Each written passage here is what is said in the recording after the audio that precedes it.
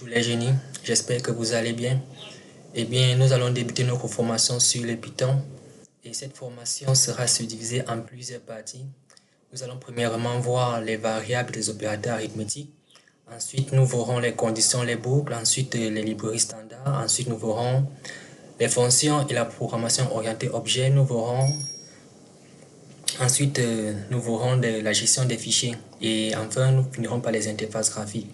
Et donc, dans cette première vidéo, nous allons parler des variables et des opérateurs arithmétiques. Comme nous l'avons vu précédemment, l'IDLE de Python permet de faire plusieurs opérations basiques telles que l'addition, qui permet d'additionner deux variables, la soustraction, qui permet de soustraire deux variables numériques, la multiplication, qui est représentée par les étoiles. Étoile, il faut bien préciser que ce n'est pas fois, mais c'est étoile, qui permet de multiplier deux ou plusieurs variables. Ensuite, nous avons la barre de division qui permet de diviser deux variables numériques, à ne pas confondre avec les deux barres de division qui permet de faire plutôt une division entière de deux variables numériques. En fait, la division entière, ça veut dire que si par exemple on divise 7 par 2, au lieu d'avoir croix,5, nous aurons plutôt croix. Donc c'est ça la division entière. Ensuite, nous avons l'opérateur modulo qui permet de renvoyer en fait le reste de la division. C'est-à-dire si on fait 7 divisé par 2, nous aurons 1. C'est-à-dire ça va faire 7 divisé par croix, ça va donner croix plus 1, c'est-à-dire reste 1. Et donc, essayons de voir tout ça avec l'IDLE. Nous voici sur Python. Si par exemple je fais croix plus 5, j'obtiens 8, 6 moins 8, j'obtiens moins 2. Si je fais 2 fois 6, j'obtiens 12. Si je fais 6 divisé par 9, j'obtiens 0,66. Si je fais 9 division entière de 6, j'obtiens 1. Si je fais 6 modulo 9 modulo 6, j'obtiens croix. Donc, voilà à peu près comment les opérateurs arithmétiques sur Python fonctionnent. Maintenant, nous allons passer à la deuxième partie, qui sont les variables. Alors, en fait, qu'est-ce qu'une variable? Une variable, c'est un objet qui va permettre de contenir des valeurs et de les stocker en mémoire. En Python, la déclaration des variables se fait comme suit, c'est-à-dire, vous mettez le nom de la variable, vous mettez le signe égal et vous mettez la valeur. Bien sûr, si vous avez plusieurs variables à déclarer, vous pouvez faire première variable, virgule, deuxième variable, virgule, troisième variable, égale les différentes valeurs. Par exemple, là, nous pouvons faire nom, virgule, âge. Là, nous pouvons mettre L. Nous pouvons mettre même 36. Vous voyez, donc si vous voulez déclarer plusieurs variables, vous mettez les différentes variables séparées par une virgule. Vous mettez égal et vous mettez les différentes valeurs à côté. Donc, nous continuons. Le signe égal ici fait référence à l'affectation ou l'assignation. Il est différent de deux égales qui signifient l'équivalence. En fait, vous voyez que les deux égaux, si là en rouge, nous les utiliserons beaucoup plus pour les conditions et pour les conditions en fait. Ainsi donc, les codes suivants sont différents. En nom, on associe Neji et en nom égale Neji. Vous voyez la différence là. Le premier, c'est l'assignation, c'est-à-dire que en nom, on associe la valeur Neji. Et ici, dans la deuxième condition, dans la deuxième expression, on vérifie si la variable nom contient la valeur Neji, ce qui est différent en fait. Ce sera valable pour les conditions.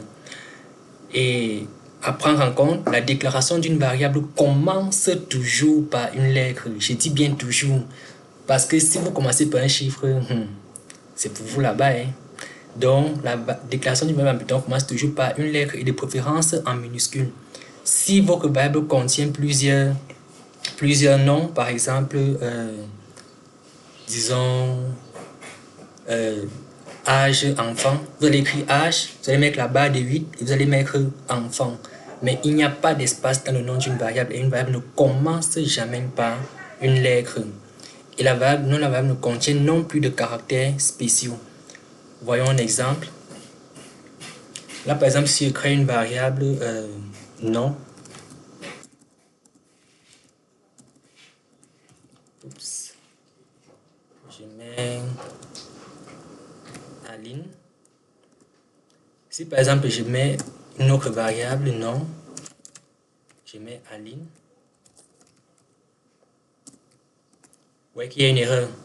Et on précise bien que le 1 est une erreur parce qu'une variable ne commence jamais par un nom. De même, si je fais nom enfant égale Aline, là on me dit encore une autre erreur. En fait, le nom du variable ne peut pas avoir d'espace. Donc le nom de la variable commence toujours par une lettre majuscule et peut contenir au gros une barre de 8. C'est-à-dire ceci. Vous voyez que là on n'a pas d'erreur. Donc c'est tout pour la déclaration des variables. Et nous avons les mots-clés suivants qui ne peuvent pas être utilisés comme les noms de variables. Ce sont des mots-clés réservés par Python pour faire des tâches bien précises. Donc vous ne pouvez pas utiliser ces mots-clés pour déclarer vos variables.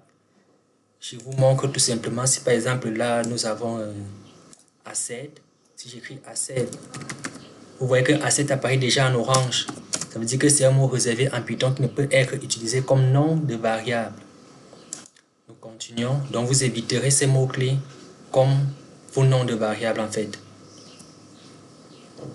Maintenant, avant de débuter la déclaration de nos variables, nous allons d'abord voir quelques fonctions utiles. La fonction print, généralement, qui va nous permettre d'afficher un résultat sur la ligne de commande de Python sous forme de chaîne de caractères. L'on peut afficher plusieurs variables à la fois en les séparant par des virgules. Nous voyons. Print. Je peux faire nom, virgule, nom, enfant. Vous voyez, je les ai séparés par les virgules et on m'affiche Aline et virgule Aline parce que nom contient Aline et nom enfant contient également Aline. Ensuite, nous avons la fonction input qui permet d'insérer une valeur par le clavier. Cette valeur est une chaîne de caractères. Donc, si vous voulez, si c'est un nombre que vous ancrez, vous devriez convertir préalablement ce nombre à travers la fonction int ou float. Ensuite, nous avons la fonction type qui permet d'afficher la classe à laquelle appartient une variable ou un objet. Et enfin, la fonction len qui permet de mesurer la longueur d'un itérable. En fait, les itérables ici sont des objets qui peuvent être comptés comme les chaînes de caractères, les listes, les tuples ou bien les dictionnaires. Un nombre, un entier ou un décimal relatif n'est pas un itérable. Nous continuons. Les types de variables en Python sont les suivantes. Les intègres qui sont des entiers, les floats, les décimaux, les booleans, les nonnes qui sont des types vides, très utiles. Nous avons les strings qui sont des chaînes de caractères, des listes, des dictionnaires, des sets et des tuples. Commençons par le premier type de variable, à savoir les intègres. Les intègres, en fait, ce sont des entiers qui font référence à intègre et correspondent aux nombres entiers positifs et négatifs. Par exemple, si je crée une variable et que je mets la valeur 365, alors c'est un entier. Si je mets année-52, c'est toujours un entier, c'est-à-dire que ça appartient à la classe int. D'ailleurs, nous pouvons vérifier cela. Si par exemple, je crée une variable, je l'appelle année, je mets 365 et que je vérifie son type, type année, vous voyez, on m'affiche class int, c'est-à-dire que c'est un entier. Nous avons la fonction int en Python qui permet de convertir un nombre à virgule, c'est-à-dire un décimal, ou une chaîne de caractères contenant un nombre en entier. Là, par exemple, nous avons valeur, quand nous appliquons la fonction int 25,6, ça affiche 25 tout simplement, c'est-à-dire que ça convertit 25,6 en entier. Ou si je mets 256 int dans la fonction int, ça m'affiche 256 en entier. Le deuxième type de variable sont les variables de type flottant, c'est-à-dire les décimaux, sont les nombres à virgule positifs ou négatifs.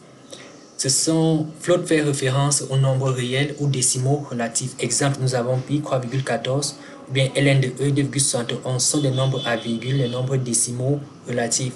Et la fonction float en Python, elle permet de convertir un entier ou une chaîne de caractères en un nombre réel. Là, par exemple, si je prends, disons, a est égal à float 25. Si je mets print a, on m'affiche 25. Et maintenant, si je veux voir la classe de A, le type de A, c'est-à-dire là je mets type A, on me met float, c'est-à-dire que c'est un flottant, parce que c'est un nombre A, virgule. Nous continuons avec le prochain type, qui sont les booléens. En fait, les booléens, ce sont des variables qui peuvent uniquement prendre deux valeurs, soit true, soit false. Là, par exemple, nous avons flag qui vaut true et flag qui vaut false. En fait, les booléens sont très importants, surtout pour les boucles ou les conditions. Par exemple, si par exemple, on veut ancrer un mot de passe tant que l'utilisateur ne trouve pas. C'est-à-dire qu'à chaque fois que l'utilisateur rate le mot de passe, on lui demande encore de réancrer le mot de passe. Dans ce cas, on pourra dire que tant que mot de passe égale false, ancrer le mot de passe. Et maintenant, si le mot de passe est égal à true, et là, on continue, on sort de la boucle. Donc, ce sera très important, beaucoup plus pour les conditions, les boucles de type while, qui vous permet d'exécuter une action jusqu'à ce que la condition soit vraie. Ensuite, nous avons le type non. Les types non qui sont des variables vides, en fait, qui ne contiennent rien. Ces variables sont généralement nécessaires car elles permettent de créer des variables vides qui pourront être modifiées plus tard dans le code. C'est-à-dire quand vous... Ensuite, nous avons le type non. Les types non qui sont des variables vides, en fait, ce sera très utile pour créer des variables dont on ne connaît pas la valeur initiale, mais dont la valeur pourra être changée au cours du code. C'est-à-dire que vous pouvez créer des variables de type non, elles sont très utiles, d'ailleurs je les utilise très beaucoup. Et donc, nous arrivons à la fin de cette première partie sur les variables. Prochainement, nous allons continuer avec les chaînes de caractères, les listes, les tuples, les dictionnaires.